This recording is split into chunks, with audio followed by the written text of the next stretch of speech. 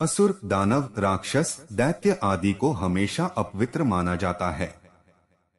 पर क्या आप जानते हैं, एक असुर ऐसा भी था जिसकी तपस्या से खुश होकर श्रीहरि ने उसे सभी तीर्थों से अधिक पवित्र और पावन बना दिया। आज हम बात कर रहे हैं पितरों को मुक्ति दिलाने वाले गया तीर्थ की। चलिए जानते हैं आग्नेय महापुराण की एक कथा के माध्यम से कि कैसे एक असुर का शरीर बन गया पावन तीर्थ स्थान। नमस्कार दोस्तों, आप सभी का स्वागत है हमारे YouTube चैनल पर। आपसे अनुरोध है कि चैनल को सब्सक्राइब करें और कमेंट में जय पितृदेव लिखकर परमात्मा को अपना आभार व्यक्त करें। एक समय की बात है, एक असुर था गयासुर भगवान श्रीहरि को प्रसन्न करने के लिए घोर तप करने लगता है। उसके तप के प्रभाव से सभी देवी देवता परेशान हो जाते हैं। वे सभी देवता भगवान विष्णु के पास जाते हैं और उनसे प्रार्थना करने लगते हैं कि वे गयासुर के तप के कारण हो रही समस्या का कोई समाधान निकालें। वे सभी दयनीय स्थिति दिखाते हुए श्रीहरि से अपनी रक्षा करने को कहते हैं। श्रीहरि देवताओं को आश्वस्त करते हैं और कठोर तप कर रहे गयासुर के सामने प्रकट हो जाते हैं। अपने सामने अपने आराध्य को देखकर गयासुर भाव विभोर हो जाता है। भगवान उसकी तपस्या से प्रसन्न होकर उसे वरदान मांगने को कहते हैं। इस पर असुर उनसे कहता है कि भगवान, आप मुझे ऐसा वरदान दें कि मैं सभी तीर्थों से भी अधिक पवित्र हो जाऊं। भगवान गयासुर को ऐसा ही हो, यह कहकर मनोवांछित वरदान दे देते हैं जिससे देवताओं की परेशानी समाप्त हो जाए। लेकिन यह क्या? गयासुर को प्राप्त इस वरदान के कारण पृथ्वी सूनी होने लगी। जो भी व्यक्ति उस असुर का दर्शन करता है वह मोक्ष प्राप्त कर भगवान के समीप पहुंच जाता।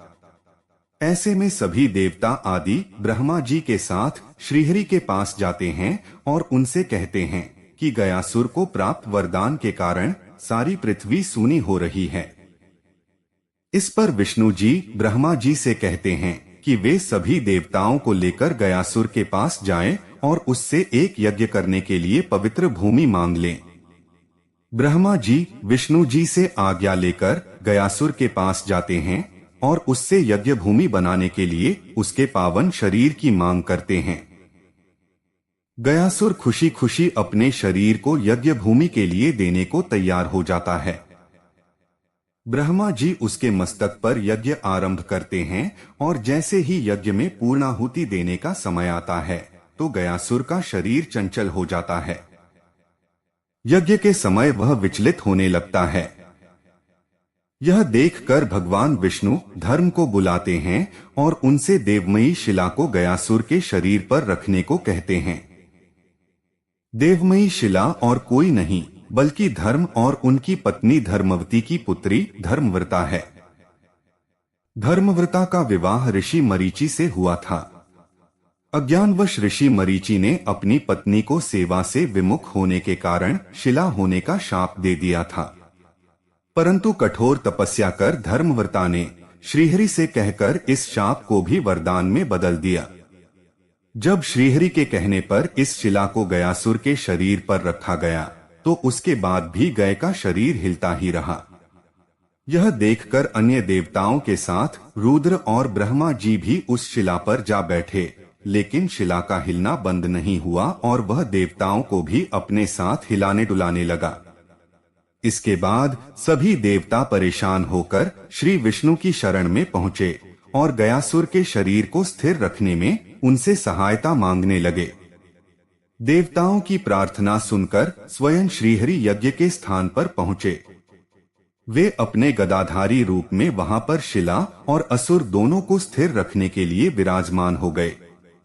उनके हाथ में पकड़ी हुई गदा को आदि गदा और उनके इस स्वरूप को आदिगदाधर भी कहा जाता है।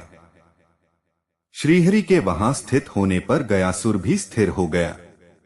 उसने देवताओं से कहा कि उन्होंने इतना उपक्रम क्यों किया है।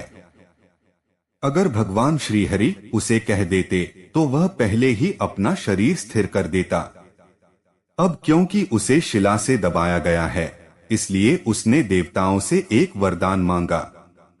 इस पर देवताओं ने कहा कि क्योंकि तीर्थ स्थान के लिए उसके शरीर को स्थिर किया गया है, इसलिए सभी देवताओं के साथ श्रीहरि, ब्रह्मा और शिव तीनों ही यहाँ निवास करेंगे। इस स्थान की प्रसिद्धि सभी तीर्थों से बढ़कर होगी और पितर आदि के लिए भी यह क्षेत्र ब्रह्मलोक प्रदान करने वाला होगा।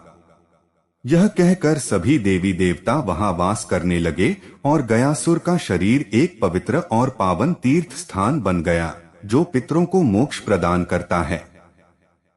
आज भी माना जाता है कि गयासुर को प्राप्त वरदान के कारण यह क्षेत्र सभी तीर्थों में सबसे अधिक पवित्र और पावन है। साथ ही साथ जो भी व्यक्ति यहाँ आकर अपने पितरों की शांति के लिए तर्पण करता है, उसके पितरों को ब्रह्मलोक की प्राप्ति होती है। दोस्तों, वीडियो अच्छी लगी हो तो लाइक करें। ऐसी ही और धार्मिक और पौराणिक जानकारी के लिए चैनल को सब्सक्राइब करें। जय पितृदेव।